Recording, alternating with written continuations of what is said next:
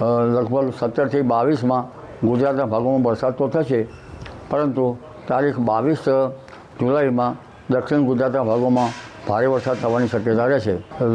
લગભગ ઓગસ્ટની શરૂઆતમાં પણ અણધાર્યો વરસાદ થવાની શક્યતા રહેશે. 13 થી લઈને 16 જુલાઈ દરમિયાન વરસાદની શક્યતા છે, જ્યારે લોકલ સિસ્ટમની અસર એ અલગ અલગ વિસ્તારોમાં વરસાદ વરસી શકે છે. 9 થી લઈને 11 ઓગસ્ટ દરમિયાન સારા વરસાદની શક્યતા છે, જ્યારે બંગાળની ખાડીની સિસ્ટમ બનશે.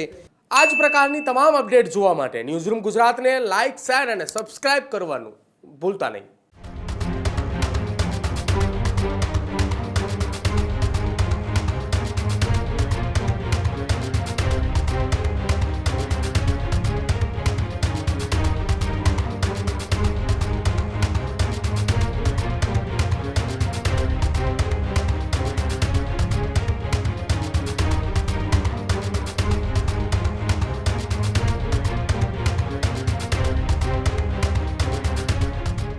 તરફ હવામાન નિષ્ણાંત અંબાલાલ પટેલે વરસાદને લઈને ફરી એકવાર મોટી આગાહી કરી છે. જી હા, ફરી એકવાર જે વરસાદ ખેંચાયો છે તે વરસાદ આવશે તેવી આગાહી કરી, એટલે કે ખેડૂતો માટે સારા સમાચાર છે.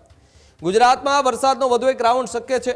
13 થી લઈને 16 જુલાઈ દરમિયાન વરસાદની શક્યતા છે, જ્યારે લોકલ સિસ્ટમની અસર એ અલગ અલગ વિસ્તારોમાં વરસાદ વરસી શકે છે. જ્યારે 23 થી લઈને 23 જુલાઈ આસપાસ દક્ષિણ ગુજરાતમાં ભારે વરસાદની શક્યતા છે. 27 થી 30 જુલાઈ દરમિયાન ફરી વરસાદી માહોલ રહેશે, જ્યારે સૌરાષ્ટ્રમાં સારા વરસાદની આગાહી કરાય. જામનગર, પોરબંદર અને દ્વારકા માટે આગાહી કરાય, જ્યારે ઉત્તર ગુજરાતમાં વરસાદી માહોલ બનવાની શક્યતા. મધ્ય ગુજરાતમાં પણ વરસાદની આગાહી કરાય, જ્યારે ઓગસ્ટની શરૂઆતમાં અણધાર્યો વરસાદ પડી પણ શકે છે. 9 થી લઈને 11 ઓગસ્ટ દરમિયાન સારા વરસાદની શક્યતા છે, જ્યારે બંગાળની ખાડીની સિસ્ટમ બનશે એ અસરકારક પણ હોઈ શકે છે, જ્યારે હિન્દ મહાસાગરની હવામાન સ્થિતિથી ચોમાસું એ સક્રિય થશે. રાજ્યમાં ફરી મેઘરાજાનું જોર વધવાની શક્યતા હાલ જોવા મળી રહી છે, ત્યારે વરસાદને લઈને હવામાન નિષ્ણાંત અંબાલાલ પટેલે મોટી આગાહી કરી છે. હમણાં રાજ્યના ઘણા ભાગોમાં વરસાદ નથી. પવન ફૂંકાઈ રહ્યો છે.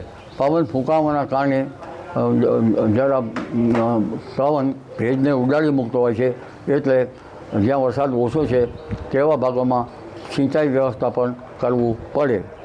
હમણાં લગભગ એક શક્તિશાળી ટાઇફૂન પેસિફિક મહાસાગરમાં બન્યું છે, તે લગભગ દક્ષિણ ચીનના ભાગો જતાં નબળું પડવાની શક્યતા રહેશે.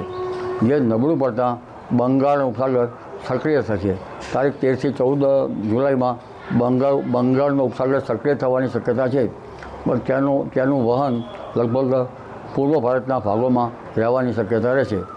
જ્યારે આસામ વગેરે પૂર્વ ભારતના ભાગો સક્રિય હોય ત્યારે સિંધમાં વરસાદ ઓછો થતો હોય છે, પરંતુ આસામમાંથી છૂટા પડેલા વાદળનો સમૂહ ગુજરાતમાં વરસાદ લાવશે. અને જ્યારે આસામમાં વરસાદ ઓછો થઈ જશે ત્યારે પશ્ચિમ ભારતમાં વરસાદ થવાની શક્યતા રહેશે.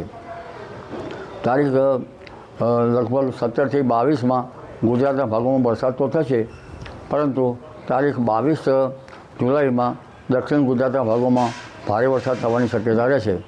આ ઉપરાંત તારીખ 23-24 આસપાસ મુંબઈ, મહારાષ્ટ્રના ભાગોમાં વરસાદ થવાની શક્યતા રહેશે. કેટલાક ભાગમાં ભારે વરસાદ થઈ શકે. તારીખ 27 થી 30 જુલાઈમાં ગુજરાતના ઘણા ભાગોમાં સારો વરસાદ થવાની શક્યતા રહે, જેમાં ઉત્તર ગુજરાતના ભાગો, કચ્છના ભાગો, મહેસાણાના ભાગો, સાબરકાંઠાના ભાગો, અરવલ્લીના ભાગોમાં પણ વરસાદ થવાની શક્યતા રહેશે. આ ઉપરાંત મહીસાગરના ભાગો, વડોદરાના ભાગો, મધ્ય ગુજરાતના ભાગો, પૂર્વ ગુજરાતના ભાગોમાં પણ વરસાદ થવાની શક્યતા રહેશે. આ ઉપરાંત પંચમહાલના ભાગોમાં પણ વરસાદ થવાની શક્યતા રહેશે. એટલે આ વરસાદ સારો હશે. અને લગભગ ઓગસ્ટની શરૂઆતમાં પણ અણધાર્યો વરસાદ થવાની શક્યતા રહેશે. ઓગસ્ટની શરૂઆતમાં 3 ઓગસ્ટથી આશ્લેષા નક્ષત્ર બેસે છે. આશ્લેષા નક્ષત્રનું પાણી કૃષિ માટે સારું ગણાતું નથી, એટલે ખેડૂત ભાઈઓએ લગભગ વરાપ થઈ વાવેતર કરવું સારું રહે. ઓગસ્ટ માસમાં ઇન્ડિયન ઓશન ડાયપોલ સાનુકૂળ થવાની શક્યતા રહેશે, અને એમડીઓની દસ્તક પણ હિન્દ મહાસાગરમાં થવાની શક્યતા રહેતા ઓગસ્ટમાં સારો વરસાદ થવાની શક્યતા રહેશે.